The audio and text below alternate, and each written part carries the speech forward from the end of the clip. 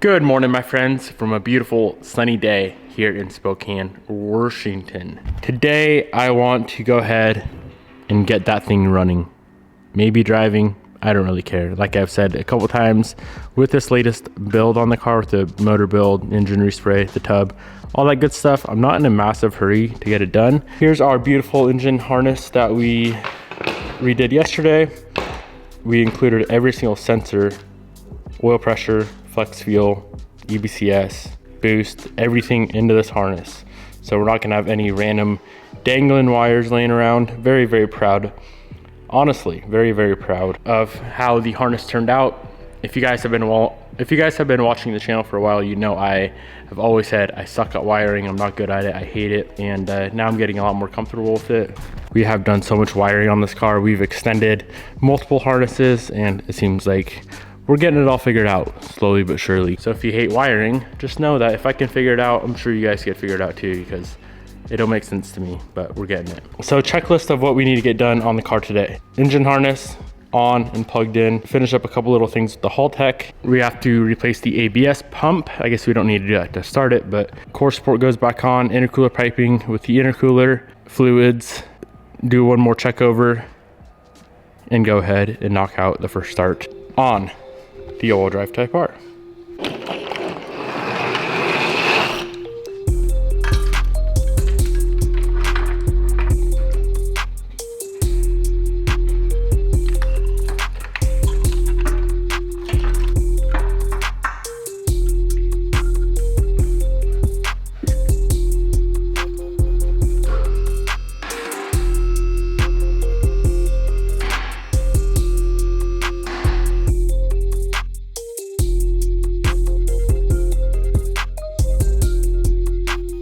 Well, boys, I learned my lesson. If you're ever gonna do this, make sure you use adhesive backed heat shrink, or else that will happen. So we gotta depin it all the way back to there, heat shrink it, repin it, put it back on the car.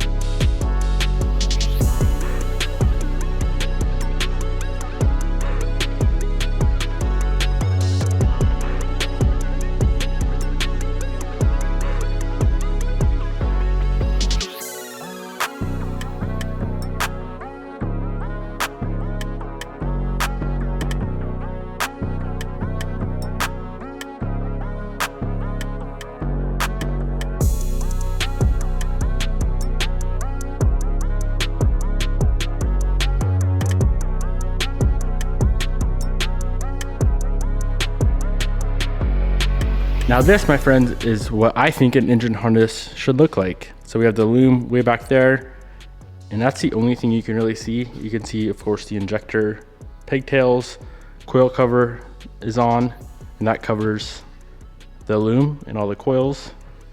Harness runs down underneath the intake manifold, everything else is hidden. And then back here, it pops up for the flex, EBCS, and then the wideband.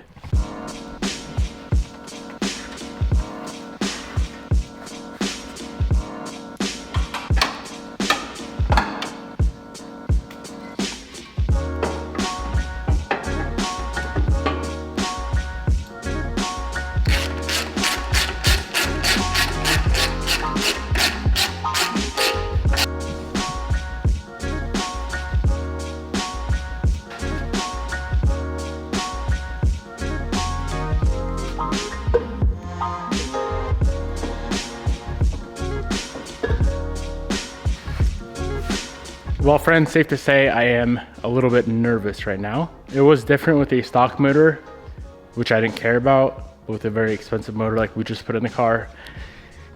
Nerve-wracking for sure, to say the least.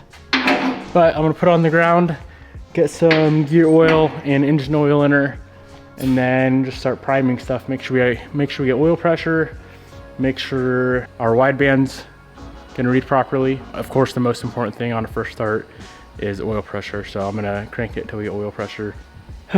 Very nervous, very, very nervous.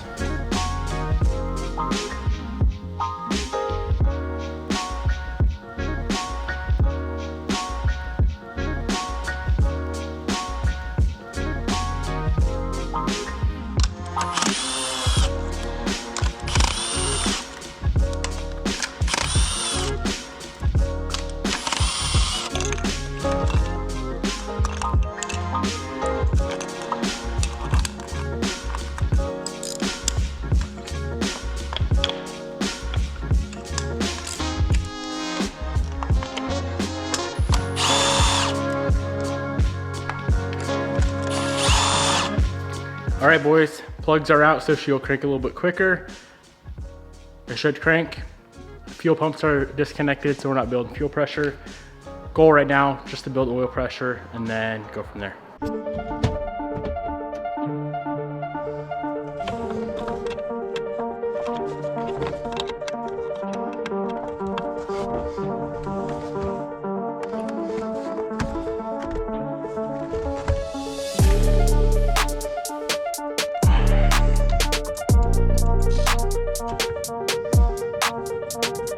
We got power. Haltech is on. Okay. We are at 8.9 volts. So we're gonna need some extra sauce. Currently running into a bit of a problem with the Haltech or Haltech. So the dash is not staying on. We are getting proper voltage. I'm looking at everything here.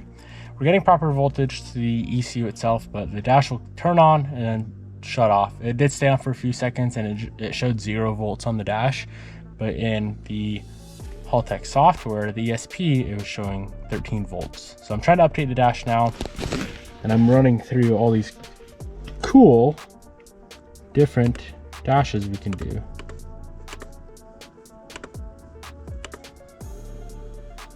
Ooh, old school and the Type R. All right, well, it's back up and running. You guys can see battery says 0 volts. I don't know what's going on, but I'm kind of geeking out right now on these other dashes that we can do. I guess I'll update you guys when I fix this thing. So how I had it set up previously is we were running the Haltech wideband with the WB1, which comes with this guy here. So one side plugs in to the ECU, the other one runs to the dash. And so I bypassed that. The Haltech is currently plugged directly into the dash and it's still giving us nothing. So I'm not sure what's going on. Also, you can see on here, we're at 12.7 volts. For some reason, our throttle is stuck wide open. So I'm not sure what's going on there, but I'm trying to figure this out first and then we can figure out any other problems before we crank this thing over. Massive progress. We got the dash up and working, so I had to update the dash, and then I went in here, being that we're using the WB1 wideband, I had to go change some stuff up in the vehicle and Haltech CAN systems. So that's on aux CAN bus port, vehicle is on main connector. We got the oil pressure sender assigned to AVI 6, which is YB12. So oil pressure is chilling over there. I haven't really messed with it. Obviously we can get it up on the dash, but for now I don't really care. Wideband, oil pressure, and I think she's ready to crank. Also, I'm not gonna lie, but my throttle body was wired wrong, so I got that situated and now our throttle works. I guess we're cranking it over. Let's do this thing. Spark plugs are still out, injector or fuel pumps are disconnected. I just want to build oil pressure and make sure we ain't got leaks.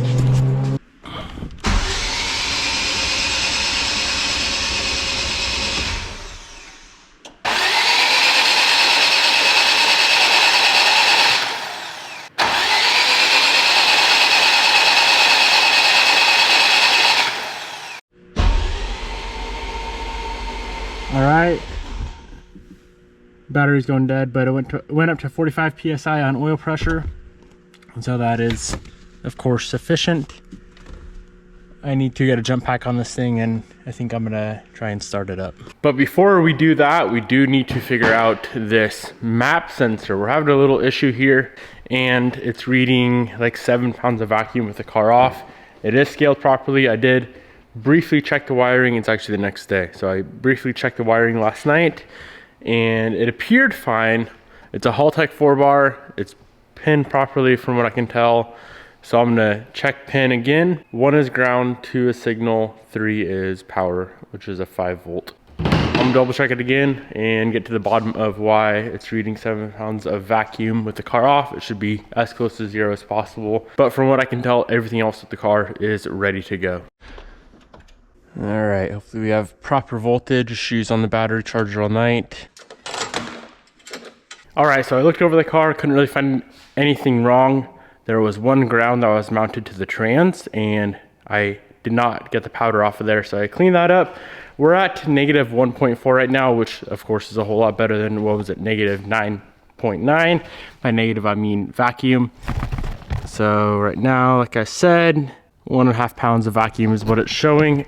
I think it should be a little bit closer to zero when the car's not running, like as close to zero as possible, of course. So I have yet to figure that out, unless it's just because of altitude changes. Of course, that would affect that as well. And I think we're at like 3,000 feet or something. So honestly, I'm not sure. I've never actually seen. Maybe I go look at Bobby's car, see if her manifold pressure is showing anything similar. That's a good idea, actually. I like that idea. Let's see what Bobby's STI is at. Well, now I am extra confused. Just plugged in the laptop to Bobby's car. This thing, key on, not running. It's showing 14 pounds of vacuum, just obviously not running. So whatever. 1.5 pounds of vacuum, I'm cool with that. Let's plug in some fuel pumps, make sure we don't have fuel leaks, make sure we get fuel pressure. Oil pressure's good, 50 PSI cranking. I'm happy with that. Pumps are running, but it sounds empty. No fuel pressure.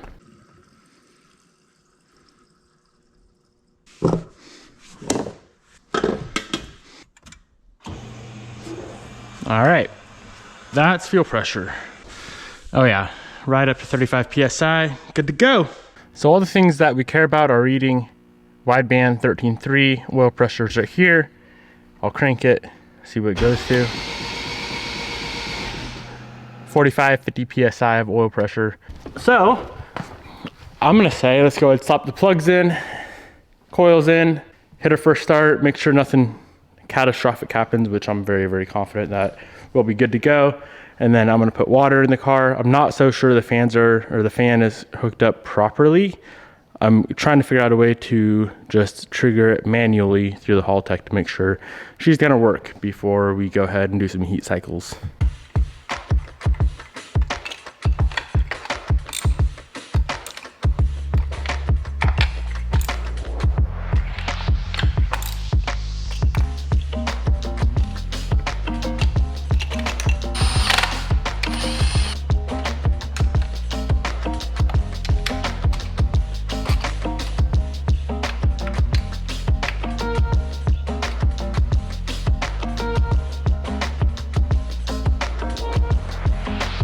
All right, boys, oil level is good to go. Let's do it.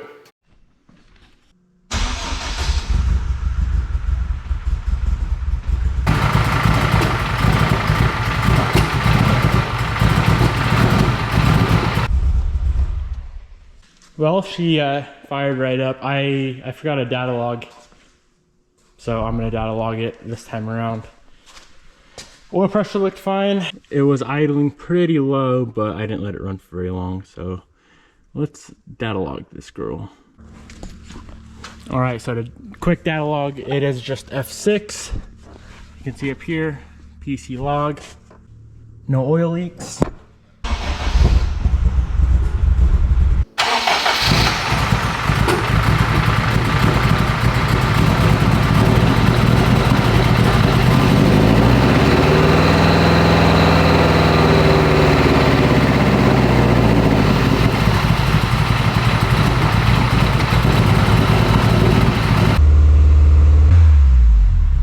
All right, she seems to be running a little bit lean.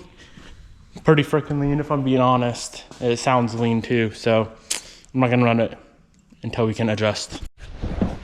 All right, looking at the playback of this data log, this is so handy. But you can see, let's go to the beginning when I started her up. All right, oil pressure, 80 PSI, cool. Wideband's kicking on. Sensor too cold, and it started off good, but it went super lean, so I'm not we got to sort that out. Just started it up again. This car is insanely lean. Now that's one thing I know 000 about is tuning, or even how to adjust the map. I'm sure if I look at it long enough I could figure it out, but when there's people that know 10,000 times more than me, I think it's time to call on the the big dogs to get this thing actually running properly. Well, boys, we accomplished the first start. I think it's super lean because before I'm assuming the map was reading way off. So we did accomplish what we set out to do today. First start, super stoked on that. Now she does need some fueling adjustments before we do any sort of actual runtime. And of course we need coolant as well, but I don't want to put coolant in it in case we have to pop the core support back or the whole front end back off to mess with anything. So I'm gonna go ahead and just get it a little bit closer for the first drive. I gotta swap the ABS pump because our current one, you'll see, it's bad.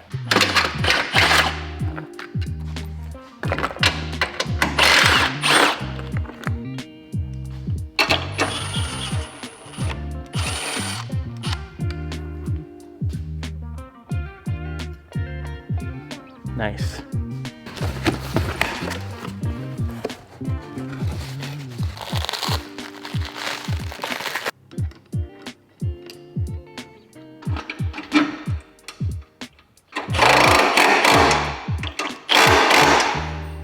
Pump is back in, all the lines are routed, the wiring is routed nicely. Here's the lines that run up to the master cylinder. Everything is complete, ready to go. I'm gonna wrap up today's video right here. Very hyped on the progress of today. First start out of the way, no leaks, not a single drip. Just need some more fuel and in the tune, and we should be able to get this thing broken in and hit a first drive. Hope you guys enjoyed. Let me know what you think in the comment section below. Cannot get over how freaking nice this bay turned out. Of course, we got to do some stuff with the core support. We'll take care of that later on. Goodbye.